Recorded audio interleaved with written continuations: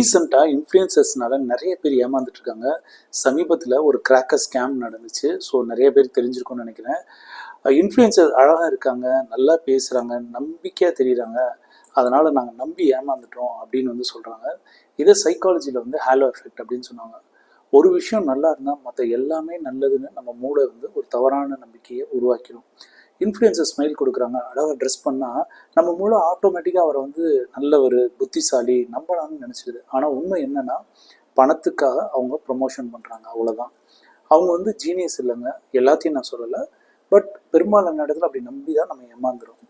ஒரு ஸ்கேம் அப்படின்றத ஒரு ஆக்டர் பண்ணியிருந்தா என்ன ஆகிருக்கும்?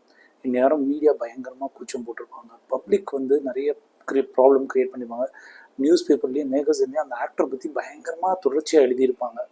ஆனால் இதே இது வந்து ஒரு இன்ஃப்ளூயன்சர் பண்ணும்போது என்னென்னா, அவங்க ஃப்ரெண்டு மாதிரி நம்ம மன்னிச்சிடும்.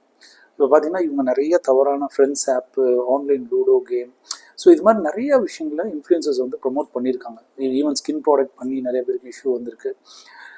பட் ஏன் நம்ம வந்து அதை ரொம்ப சீரியஸாக எடுத்துக்கிறது இல்லைன்னு எனக்கும் புரியலை. ஸோ உங்களுக்கு தெரிஞ்சால் அதை கமெண்ட் பாக்ஸில் மென்ஷன் பண்ணுங்கள். ஸோ அடுத்த தடவை யாராவது ப்ராடக்ட் சொல்லும்போது அவங்க அழகு ஸ்மைல்லாம் பார்க்காதீங்க, ப்ரூஃப் இருக்கா ரிவ்யூ பண்ணுங்கள், உண்மையை பாருங்கள், ஹாலோ எஃபெக்டில் மாட்டிக்காதீங்க.